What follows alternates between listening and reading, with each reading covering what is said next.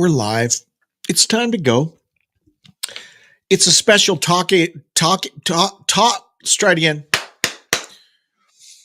It's a special Taco Tuesday edition of the Classic Guitar Rock Daily Update, and I'm happy to have you here.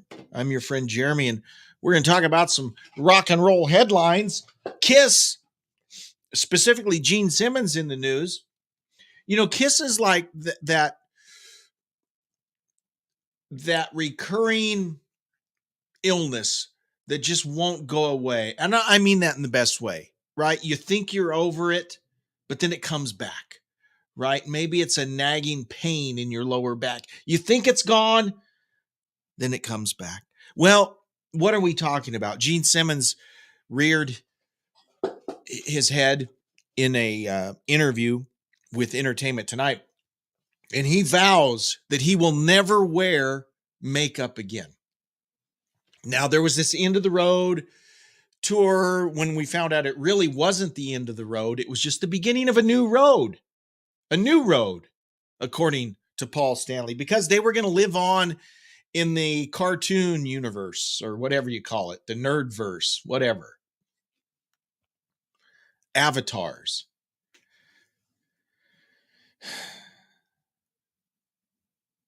But here's what Gene is doing. He's going on tour. He's the Gene Simmons Band. He's got a little side band, he calls it, and they're already booked to play some summer festivals or doing stuff. They're going to be playing alongside Sebastian Bach and Mr. Big. He says, no more makeup for me, but we're the luckiest people in the world. And I think he's talking about the band Kiss. They're the luckiest, but they've been very successful. They've seen the world. They've been a part of the zeitgeist since the mid 70s, and love them or hate them, they have always been there, right? Their popularity has kind of ebbed and flowed, but since the mid 70s, Kiss has always been a part of our culture, a part of the music scene. And he says, hey, I'm going to continue to tour, going to continue to make music. I'm just never going to wear makeup again.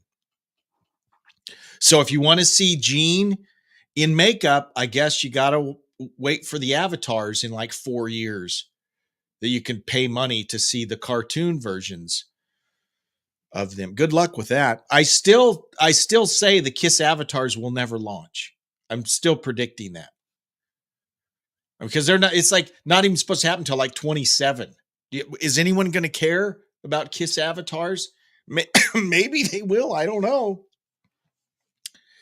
We'll see. I'm just a little salty today because there are things that are just kind of annoying me in the headlines, like this Bon Scott biopic. Okay, turns out it's not a biopic at all. It's fiction.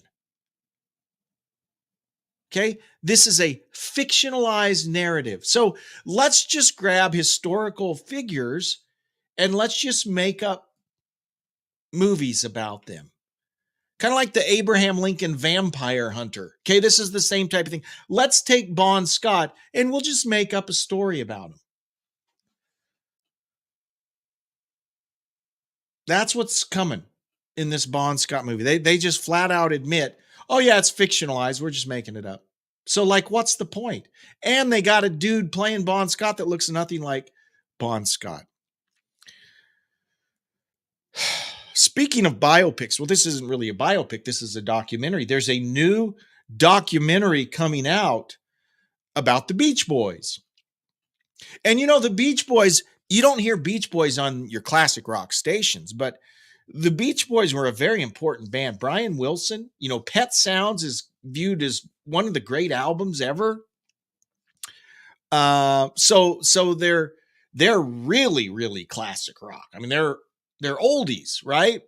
But I've always been a Beach Boys fan, and now there's a new documentary coming out, directed by Frank Marshall and Tom Zimney. The Beach Boys, that's the name of the documentary. Catchy name. The Beach Boys chronicles the band's rise to fame through never before seen footage, plus interviews with Brian Wilson, Mike Love, Al Jardine, David Marks, Bruce Johnston, and more. Glenn Campbell famously was a member of the Beach Boys touring band.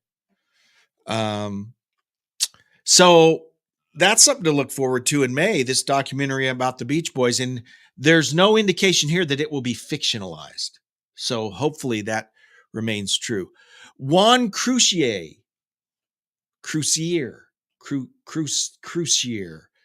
He's a bass player from Rat. We mentioned him yesterday, I think. He actually was in Dokken. If you go back, there's a cool live concert of Dokken where they're playing in this club in Germany. And it's a great video. It's pro shot. The quality's great. And this is, they're playing the tunes that wound up being on Breaking the Chains, their first album with the Dokken moniker. And Juan is a member of Dokken. So he's in this video playing in Germany, and Jeff Pilson didn't come in till the next album. But Juan Croucier, he calls himself the other voice of Rat, has announced a series of shows where he will perform some of the band's classic songs. Now, and Beau Hill, the producer, he talks about this. Juan is a great singer. He does a lot of the background vocals. Did he do all of them? Actually, I think Beau Hill did a lot of the background vocals too. But Juan is a great singer, great background singer. And so if you see them live, Juan is doing the background stuff. So he calls himself the other voice of Rat. But apparently on this tour with this solo band, he will be performing Rat songs. Here's the thing about someone else singing Rat songs. Stephen Pearcy has no one sounds like him. He has a very unique voice, kind of like an Ozzy. I'm not saying he sounds like Ozzy, but he's similar to Ozzy in that it's a very unique voice. That's a very big part of the sound. And even though Juan is a great singer, it will sound quite a bit different having him sing lead on these Stephen Pearcy songs. It would be interesting to see. He's a great musician. I'm sure he's surrounded himself with great band members, but he's going out on the road. Now, Rat is one of these bands, kind of like Queensryche, where there have been kind of legal wranglings. There have been different versions of the band touring. Stephen Pearcy has been touring with his band, doing Rat stuff, which, that makes total sense. He's the voice of Rat, right? For a while, Bobby Blotzer was even touring as like Bobby Blotzer's Rat or something. So he had a completely different singers and guitar players. And so there have been these different permutations of bands playing Rat music, but unfortunately, very limited shows where it's actually Rat. As in, when I say Rat, I'm talking the surviving members of Rat. Stephen, Warren DeMartini, Juan. They had a 3 or 4 year period, which I thought was great. I think the album was Infestation, where they brought over Carlos Cavazo, who had been in Quiet Riot. I thought that was a great lineup. And I know when they came through my neck of the woods back in like 2017, 2018, that was the lineup. So you had everyone there except Robin, of course, who had passed away, and they had a different drummer. So Bobby Blotzer's kind of out of the picture. As far as I can tell, I'm basing this on what Stephen has said. I don't think Warren is interested in doing any type of reunion thing. And maybe Juan wasn't either, because Stephen got to a point where I was just tired of trying to talk guys into doing it. So he went and did his thing. Now Juan's doing his thing. Juan says this: I've had my own band and various incarnations of it for a very long time, probably in the neighborhood of 26 years plus. So now I'm in the planning stages to move my solo band forward. So we're starting to book dates. We're hoping to get some dates in the fall and just moving on. And, he talks about Rat was a pretty big deal in the 80s. They were one of the big bands of the 80s, and of the hair metal bands, they were definitely at the top of the heap, right? He said it's one thing, if Rat were to reunite and tour, they'd still draw big crowds. He says, obviously, this is my solo band. I don't have the name recognition of Rat and that sort of thing. I'm doing this because I love doing it.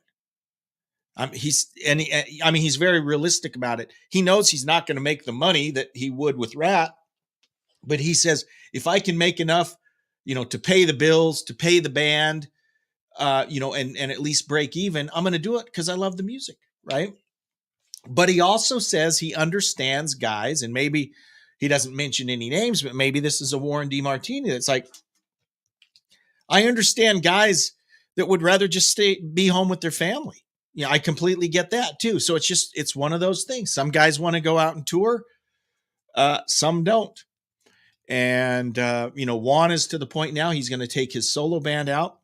They're going to tour. I think Steven's still touring with his band. So if you're a fan of rap music, you'll have a couple opportunities to hear rap music from a couple different bands.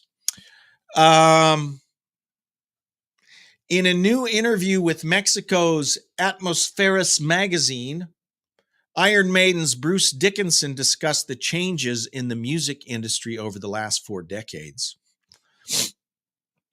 And there have been a number of things, and we'll weigh in on some of these. He says, quote, the music industry has done 2 things.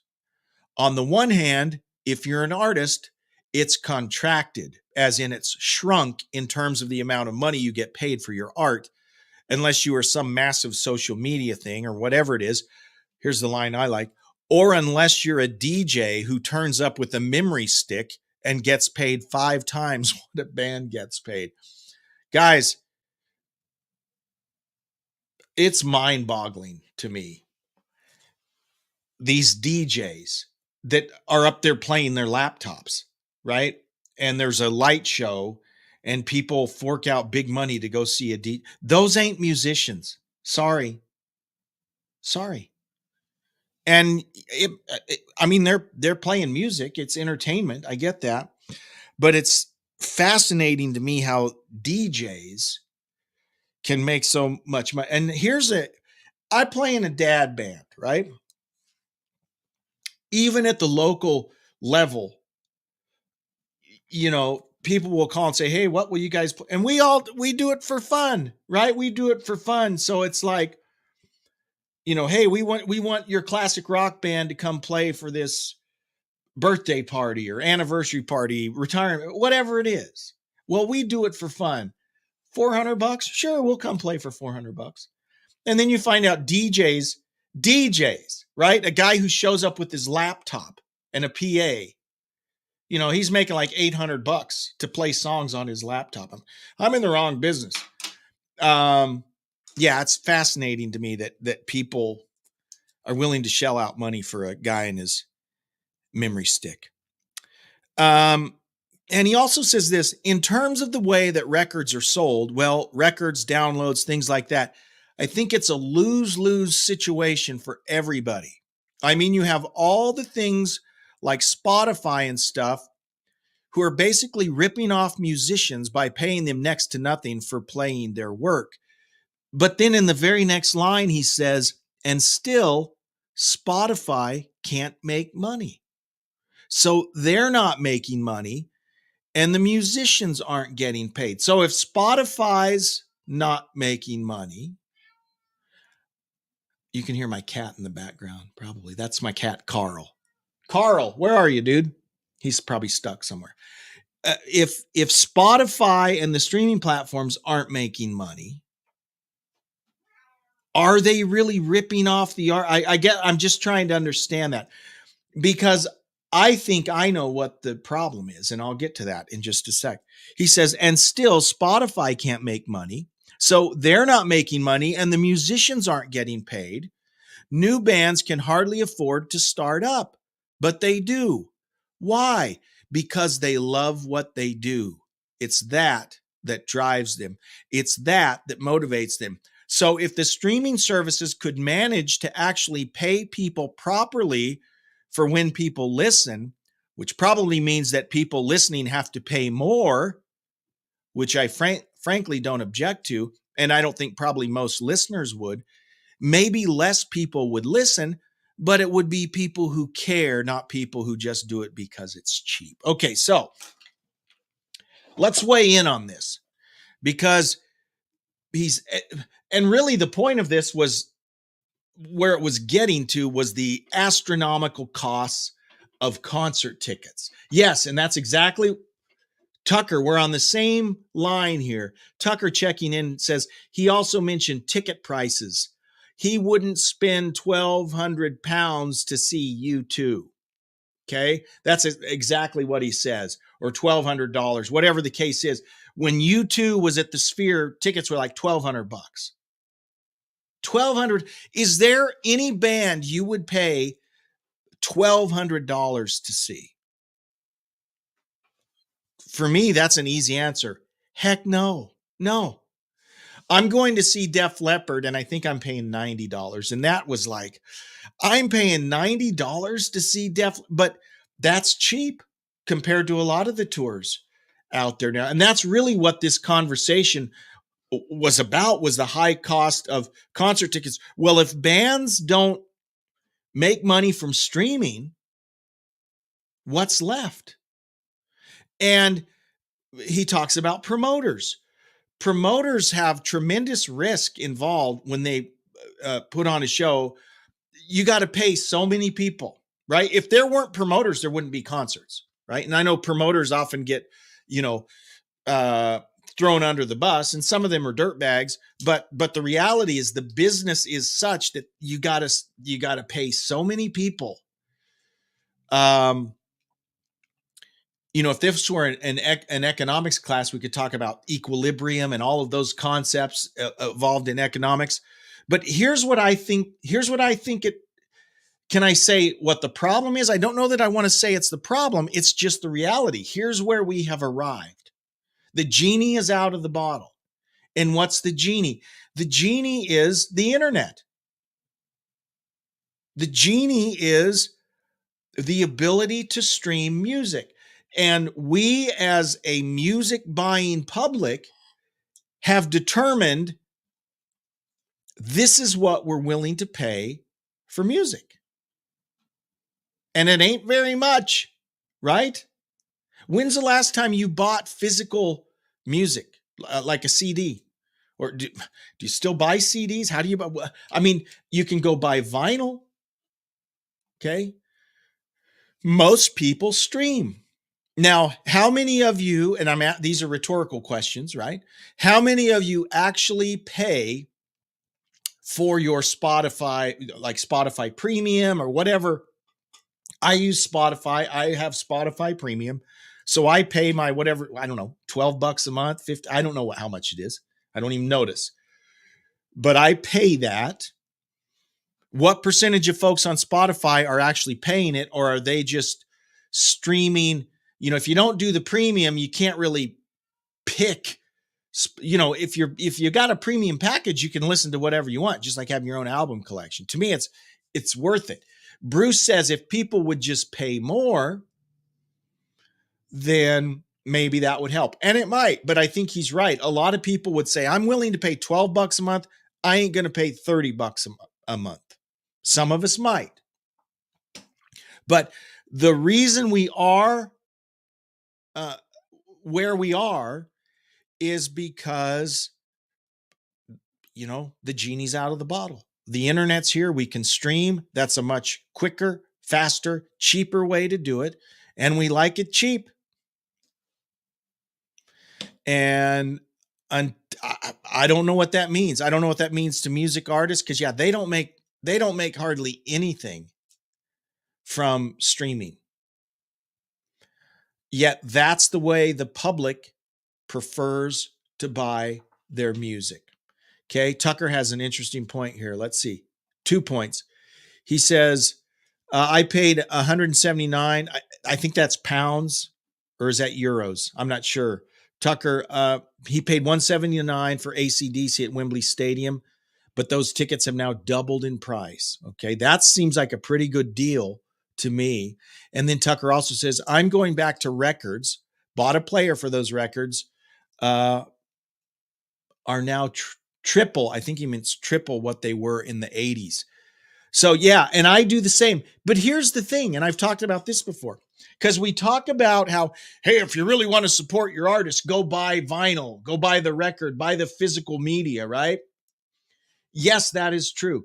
If you go and buy a new CD or a new LP of the artist, they will make more money off of that, but that's the only money they make, right? You've paid $29 for that LP. And when I was a kid, LPs were $6 to $8, right? That's what I paid for brand new LPs, and now they're 30. But that's all they make, right? If I stream, I'm playing the new Judas Priest album, Invincible Shield, over and over and over and over. Yeah, I'd have to play it a lot to equal the amount of money they would make if I bought the album. But at some point, they probably would make more for me if I play that album enough, right? So at least with the streaming, it's a constant stream, but it's a tough place for artists, and it is what it is. The market dictates the price and the profit. If we as music listeners aren't willing to pay more, we won't. And so, yeah, Bruce might be right. Maybe they could jack up the price for streaming and pay more to the artists, but I don't know. That's kind of where we are. But he brings up some interesting things. He says there is no way I'd pay $1,200 to see U2, and I wouldn't either. And I love U2. No way I wouldn't pay $1,200 to see Iron Maiden or Priest. I'd pay $100. And the same could be said about streaming. You know, I'll pay $12 or $15 a month for my Spotify premium. Would I pay 30? I don't know. There's a point there, and maybe we haven't explored that point completely or figured out what it is completely. Dave is stopping by. Dave says Minnesota has snow today. Is that a good thing? Is that a bad thing, Dave? I don't know. Thanks for stopping by, Dave. And then Chris says, LPs are so much better. I tend to agree. There's something about, and maybe it's just us old guys, right? There's something about, you got this big thing you hold in your hands, right? You open it up, you got liner notes, you got all the stuff. There's a tactile experience associated with an LP that you don't get when you're just streaming. Where do most of us listen to our music? For me, it's in my car when I'm streaming. But when I listen at home, I have a nice turntable. I put my records on. You hear it's a warmer sound. Yeah, I prefer vinyl also on many different levels. Tucker says, I wouldn't pay £30 to stream, but probably would on LPs. Okay. I probably agree with that.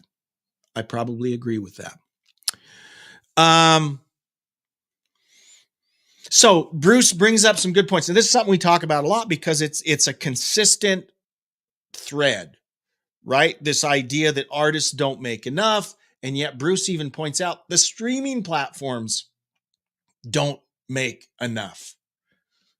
The problem is us. And what do I mean by that?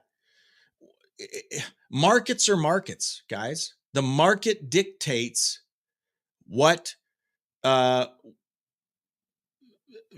profitable something will be. I mean, and we have shown as consumers that, hey, here's what we like to buy it this way. And as long as companies keep selling it that way, I mean, it's not going to change. I'm not saying it's right or it's wrong. That's just the way it is. Okay, I have a great email here. By the way, you can email me at classicguitarrock@mail.com. That's classicguitarrock@mail.com. Dave says, live music.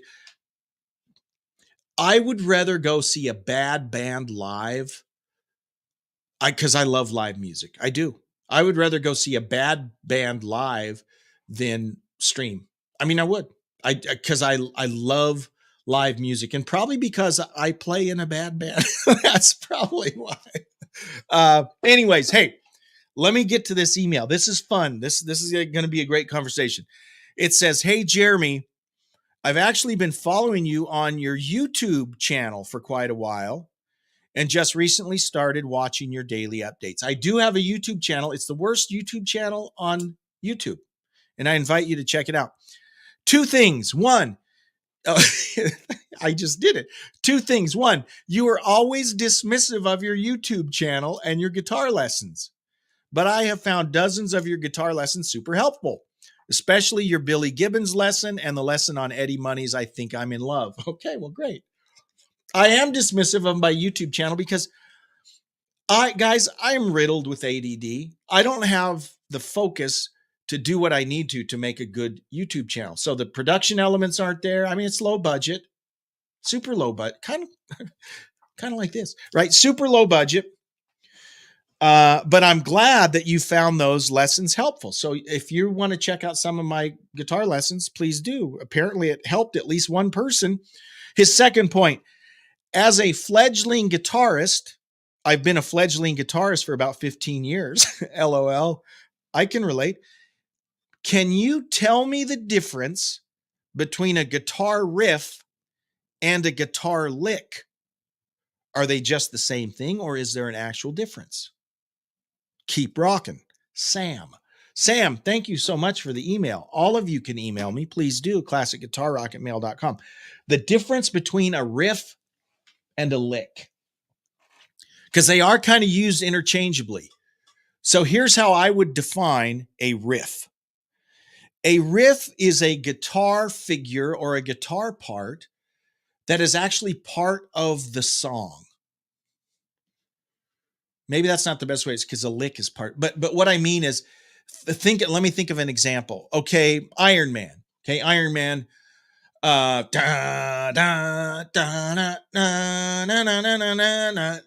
that is part of the song.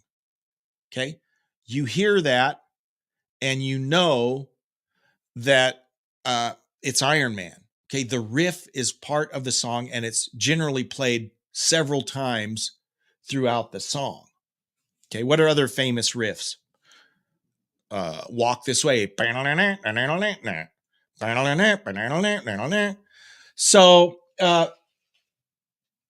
So Tucker says, now Tucker, let's talk about this, because Tucker said power chords or open chords.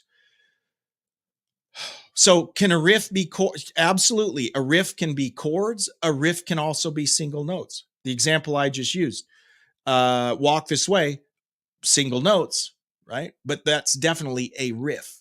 Okay. Smoke on the Water, those are chords, power chords, basically. But that is a riff. It is a guitar figure that's kind of repeated and is part of the song. Now, what is a lick? A lick is typically think of a guitar solo, right? There might be phrases that are played in that solo, right? Those are licks.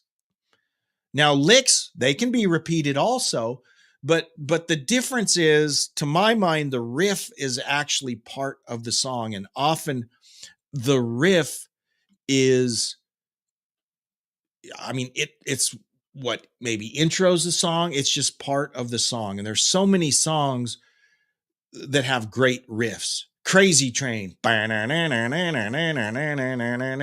a riff. Okay. Bark at the Moon. That's a riff.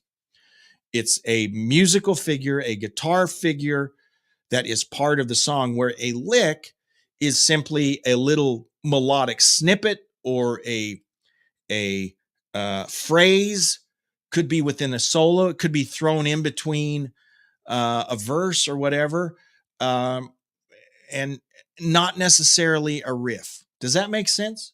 I mean, to me, that's how I would phrase it, right? Dave says, play good music on your own musical instrument.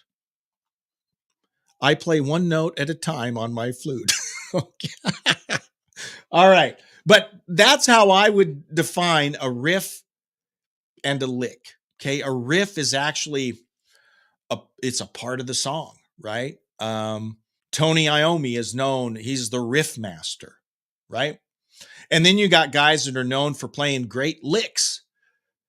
Ritchie Blackmore. Of course, Blackmore had some great riffs too, but he's a soloist and he played these flashy, cool solos. Eddie Van Halen, same way. He had some great riffs, also some great licks. So technically, they are different, right? The riff is actually part of the song. It typically repeats throughout the song, where a lick might be a musical phrase or expression or series of notes as part of the solo or somewhere in the song that's not necessarily, I mean, obviously it's part of the song, it's in the song, but hopefully I'm making sense here. But that's how I would define a riff and a lick. What do you guys think? Let me know. Did I define that correctly or am I wrong about that? Shoot me an email. Let me know. classicguitarrock@mail.com.